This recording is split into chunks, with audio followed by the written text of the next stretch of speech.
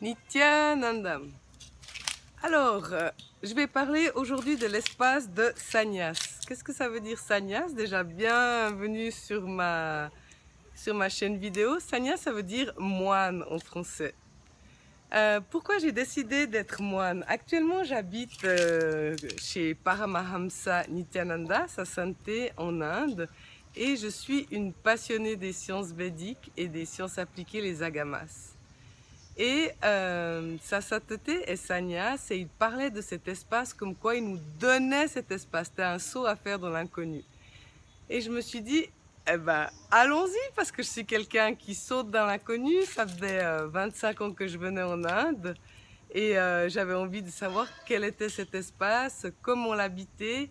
Et puis en fait, je me suis rendu compte que d'être ici, c'est un espace de créativité où tout est possible, toutes les possibilités. J'apprends à me connaître, comme par exemple, je fais des vidéos YouTube, j'ai été sur les médias sociaux, j'ai appris le Raju Kundalini Yoga, le yoga, j'ai appris à faire les abhisheks, donc sur les déités. Ou par exemple, hier, c'était la première fois que j'allais, donc j'ai aidé là où on a notre centrale énergétique qui communique avec le cosmos. Donc ça veut dire qu'on fait des prières, des Védas qui activent la partie non mécanique du cerveau. Puis les déités, en fait, c'est un espace vivant qui engrange l'énergie cosmique.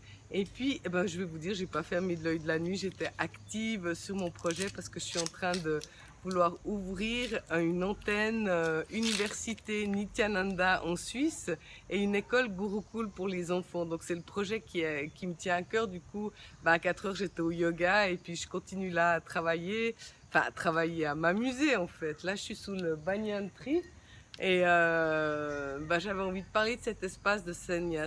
Le chose dans l'inconnu, c'est que gentiment on perd aussi son identité. Il y a des parties de nous qui s'accrochent, on apprend à se connaître et surtout à travailler avec les enseignements védiques, à trouver son espace cognitif puissant et se découvrir, voir où est encore notre puissance, qu'est-ce qu'on a encore à voir, parce qu'en fait il suffit de voir, la connaissance nous permet de taper dans cet espace de puissance de qui on est en réalité.